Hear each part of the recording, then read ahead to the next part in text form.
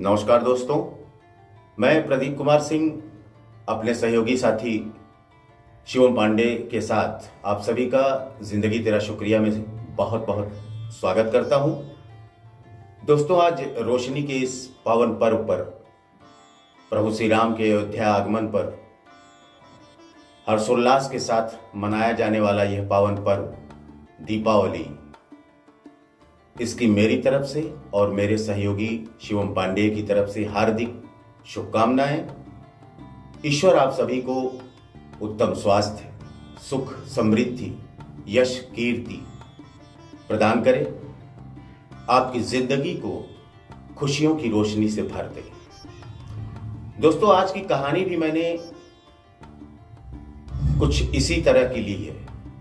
इसी विषय पर मैं आपसे वार्ता करूंगा और आपको आज की कहानी बताऊंगा, लेकिन उससे पहले आप सभी से मेरा एक विनम्र निवेदन है। आज के दिन, इस त्योहार के अवसर पर आप जो भी खरीदारी करें वो अपने आसपास की दुकानों से करें। आपका पैसा आपके आसपास रहे, आपके आसपास के लोगों के काम आए, और ऑनलाइन शॉपिंग से आप सभी बचें। कहानी शुरू करें उससे पहले आइए हम सभी ये महसूस करें अपने दिलों में कि मैं कृतज्ञ हूं हृदय में विद्यमान दिव्य प्रकाश के लिए। आज की कहानी का शीर्षक है उत्सव, एक अलग अंदाज में। दोस्तों, सुबह के 6 बज रहे थे। मैं अपने बिस्तर पर सोते सोते ही आने वाली दिवाली की तैयारी में और उसके बारे में सोच रहा था। तभी मेरी मां ने मुझे पुकारा, नमन उठो। मैं अनमना सा उठा और स्कूल के लिए तैयार होने लगा। दोस्तों, आगे बढ़ने से पहले मैं आपको अपने बारे में बता दूं, अपना परिचय दे दूं। मेरा नाम नमन है, मैं कक्षा 9 में पढ़ता हूं और यह मेरी कहानी है, यानी कि मेरे कहानी के पात्र की कहानी है, नमन की। सभी त्योहारों में दिवाली मेरे पात्र का, यानी कि नमन का सबसे पसंदीदा त्योहार है। जानते हैं क्यों?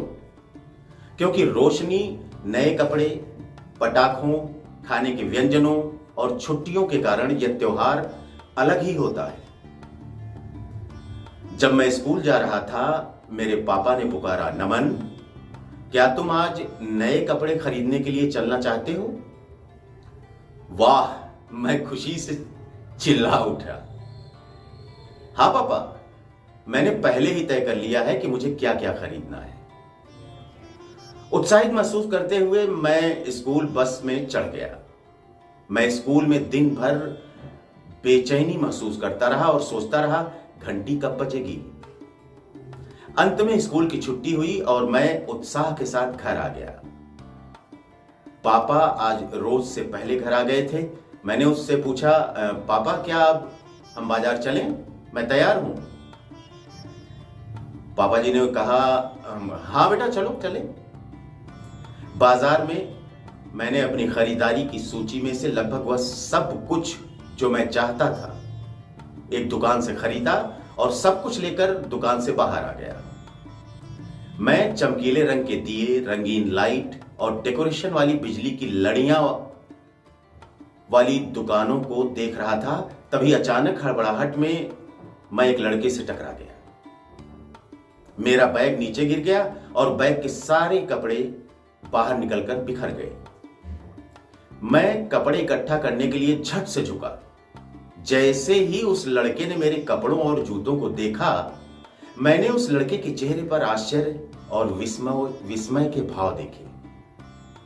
ऐसा लग रहा था जैसे उसने कभी इतने महंगे कपड़ों को इतने करीब से नहीं देखा था। वह भी उन कपड़ों को इकट्ठा करने के लिए नीचे झुका। असुरक्षित महसूस करते हुए मैंने उससे कपड़े और अपना सामान छीन लिया और जल्दी से वापस अपने बैग में रख लिया। जब मैं वहां खड़ा उसे देख रहा था, मुझे एहसास हुआ कि वो लड़का कुछ अलग था।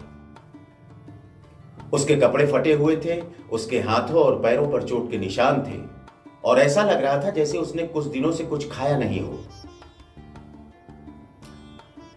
नमन, जल्दी करो, जाने का समय हो गया है, मेरे पापा ने मुझे आवाज लगाई। हाँ पापा, मैं आ रहा हूं। घर पहुंचने पर मैंने अपना खाना पीना किया और खेलने के लिए बाहर चला गया।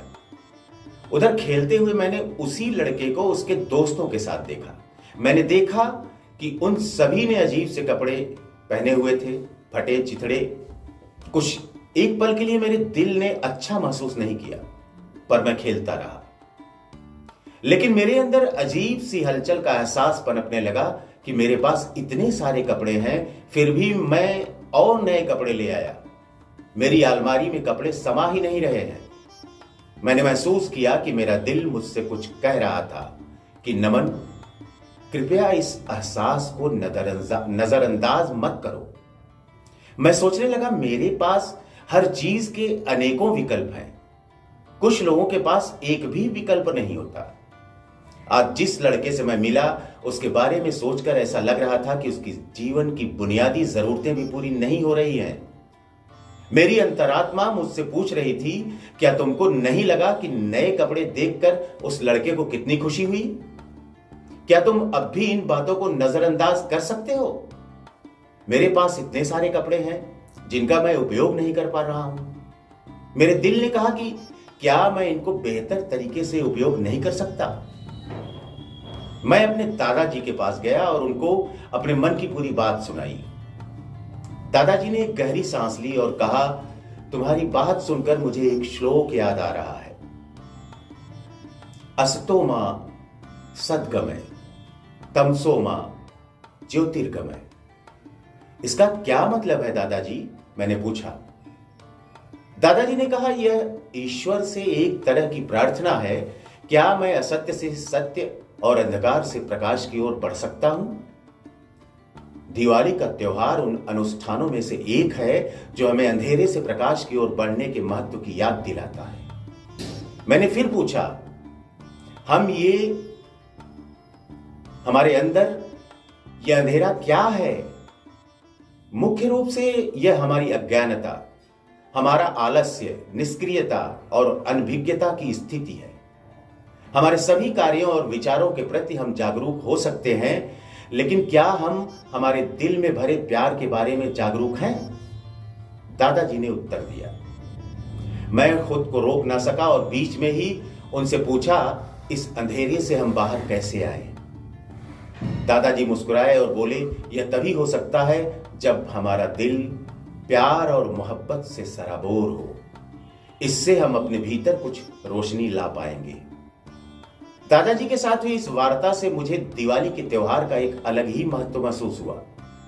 अपने अंदर चल रहे विचारों के साथ मैं पूरी रात सो नहीं सका। अगली सुबह होते ही मैंने दादाजी से कहा, मैं ये दिवाली अलग तरीके से मनाना चाहता हूं। मैं उन बच्चों के साथ जिनके माँ बाप नहीं हैं, उनके साथ यह त्योहार मनाना चाहता हूं। दादाजी बोले, बहुत अच्छा, यह तो एक बहुत ही बढ़िया विचार है। परिवार के सभी सदस्य यह बात सुनकर प्रसन्न हो गए। सब ने हैप्पी होम जाने का फैसला किया। अंत में दीपावली पर मिठाई, कपड़े और उपहार लेकर हम सब वहां पहुंचे। जल्द ही वह स्थान हंसी, आनंद, खुशी और उत्सव से भर गया। मासूम बच्चों में से कुछ ने गाना गाकर, कुछ ने कहानियां और चुटकुले सुनाकर हमें अलविदा किया, आनंदित किया। सब ने बहुत सारे पकवानों का आनंद लिया और सब ने बहुत सारे पटाखे भी जलाए।